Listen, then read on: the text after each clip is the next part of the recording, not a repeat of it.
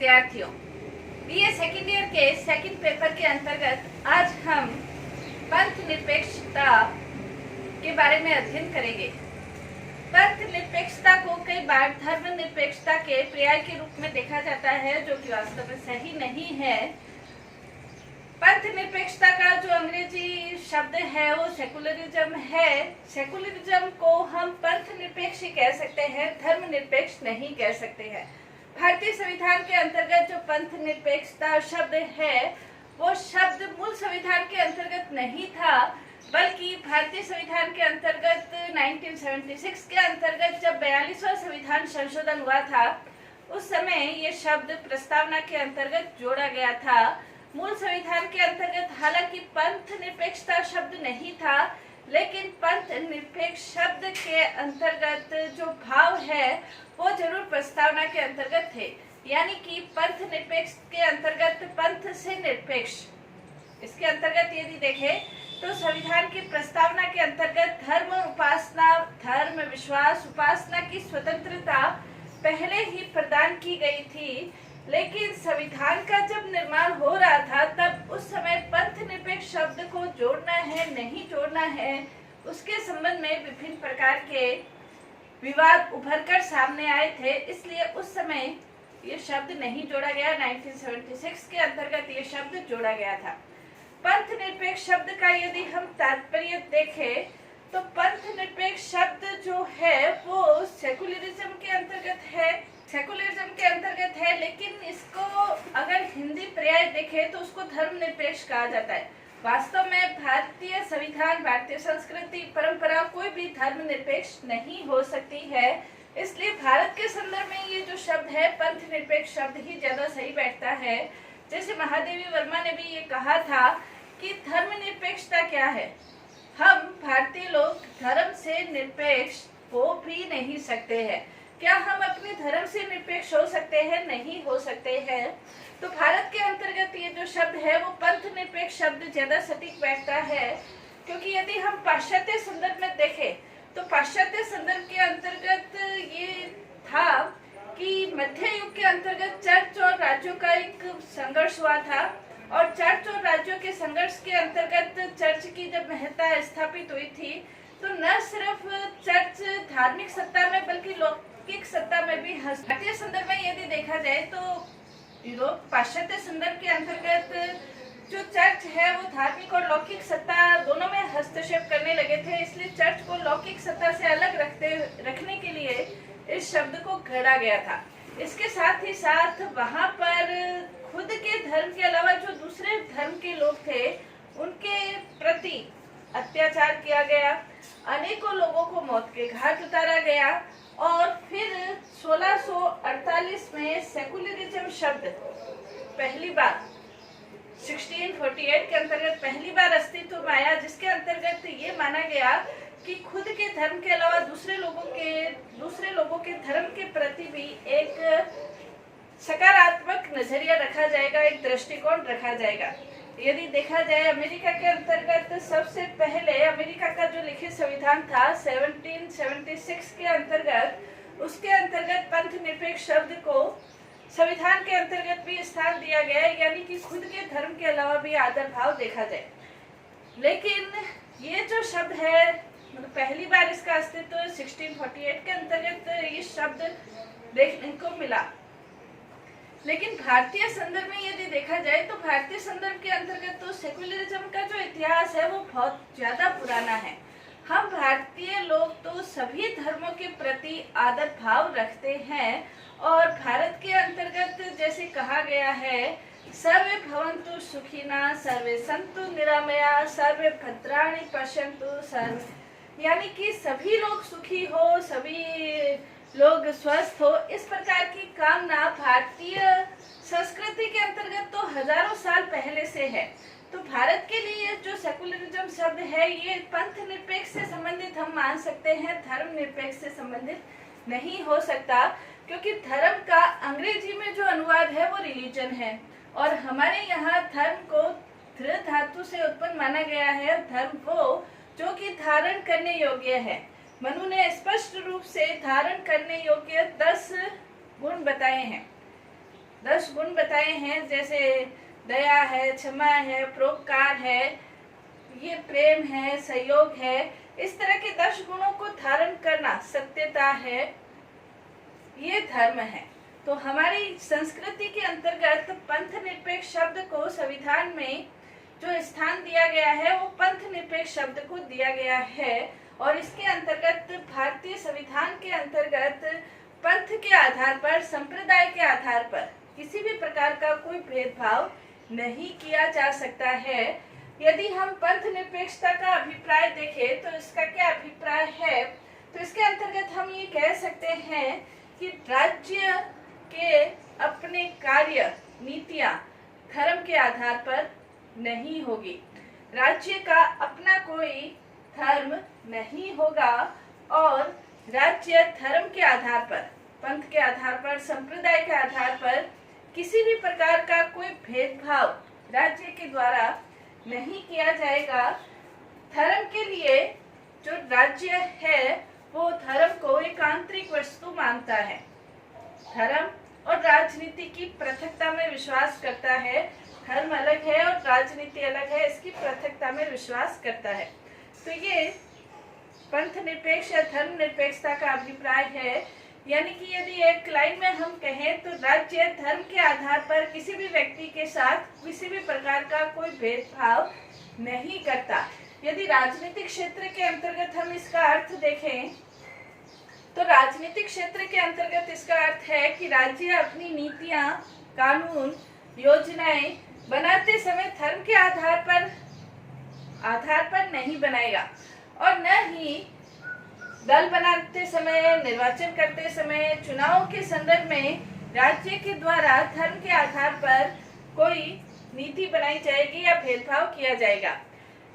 न ही राज्य के द्वारा आर्थिक सहायता के वितरण में, अन्य सहायता के वितरण के अंतर्गत धर्म के आधार पर कोई भेदभाव नहीं किया जाएगा।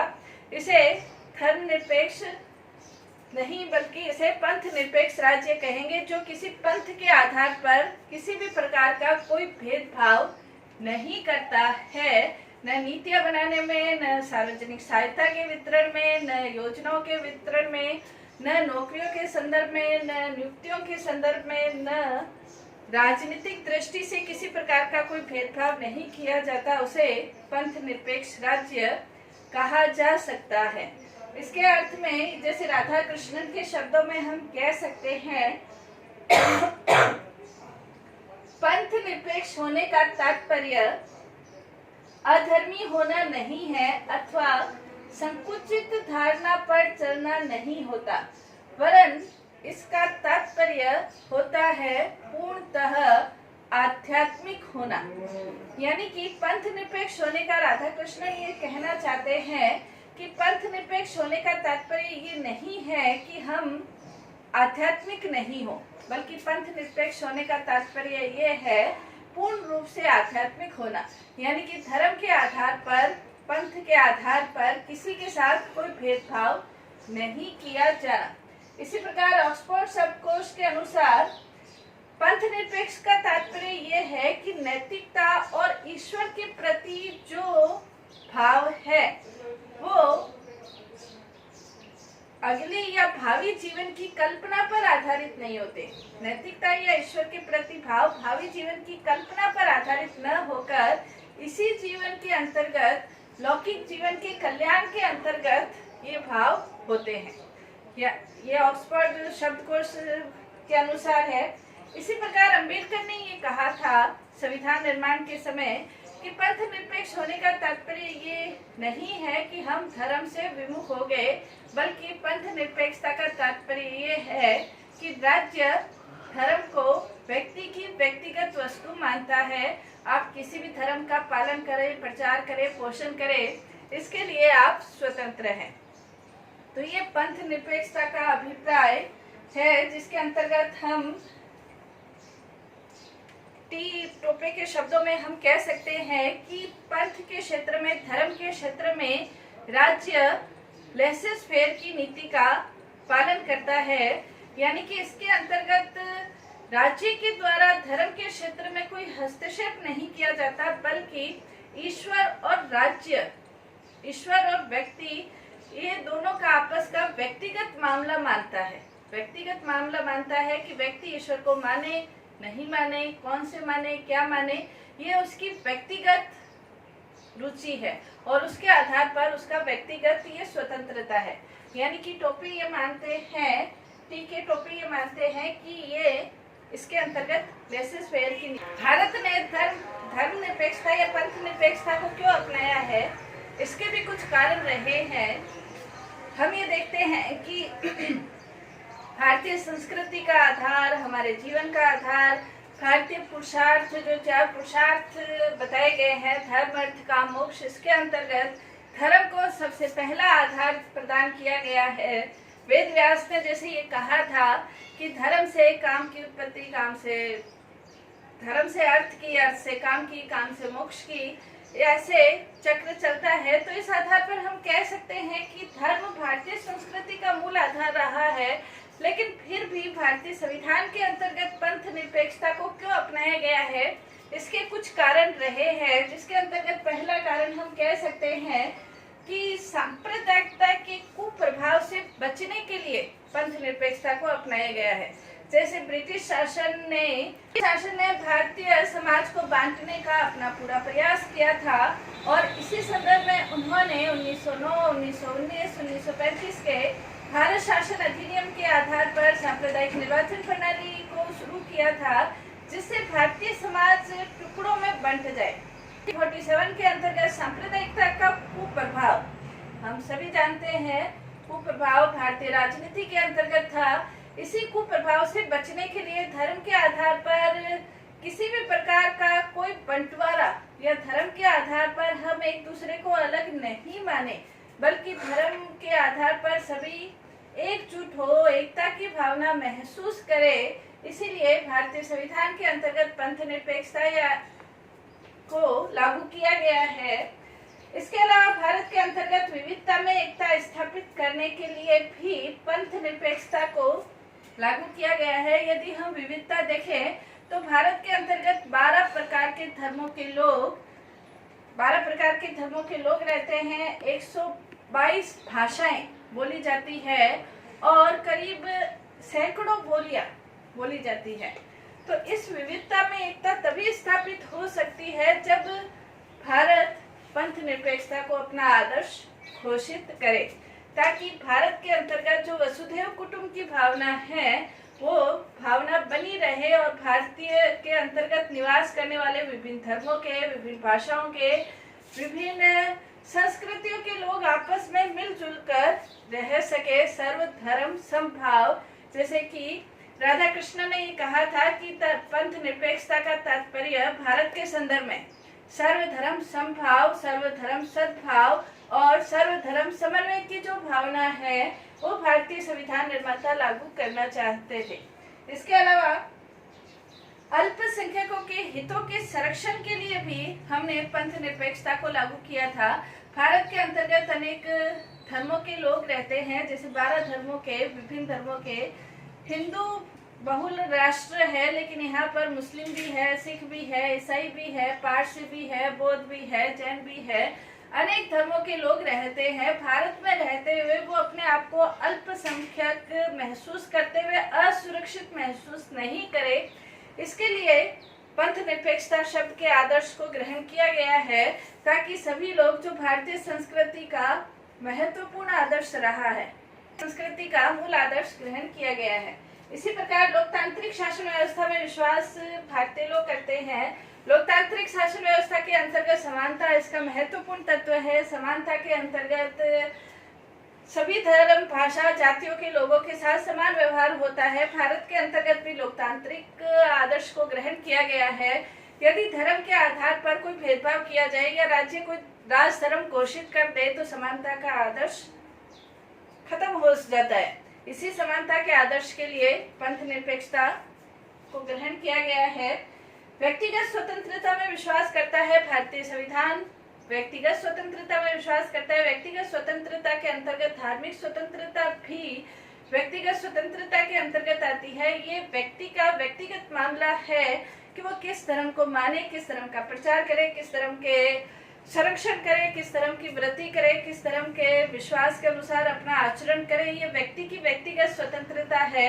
यदि हम धर्म के आधार पर व्यक्ति की स्वतंत्रता को किसी निश्चित दायरे में बांध देते हैं तो व्यक्ति के व्यक्तित्व पर प्रश्न चिन्ह लग सकता है, व्यक्ति के व्यक्तित्व का विकास रुक जाता है। इसलिए संविधान निर्माता व्यक्तिगत स्वतंत्रता में विश्वास करते हुए धर्म को व्यक्ति के अंतःकरण की स्वतंत्रता से जोड़ते हुए धर्म के क्षेत्र में व्यक्ति को स्वतंत्र कर दिया कि किसी भी धर्म को माने, प्रचार करे, प्रसार करे। तो इसी सब कारणों से भारतीय संविधान के अंतर्गत पंथ निरपेक्षता शब्द को ग्रहण किया गया है और इसके अंतर्गत हम कह सकते हैं लक्ष्मीमल सिंघवी के शब्दों में यह राष्ट्रीय एकीकरण का एक साकार विचार है जिसके अंतर्गत राष्ट्रीय जीवन की बिखरी हुई संपन्नता को पल्लवित होने का मौका प्राप्त होता है पंथ निरपेक्षता के आधार पर। तो ये पंथ निरपेक्षता का अभिप्राय था और भारत ने पंथ निरपेक्षता को क्यों ग्रहण किया इसके बारे में आज हमने अध्ययन किया। नेक्स्ट क्लास के अंतर्गत संविधान में ऐसे कौन से प्रावधान हैं जिससे ये पता चलता है कि संविधान निर्माताओं ने पंथ निरपेक्षता को अपनाया है। धन्यवाद।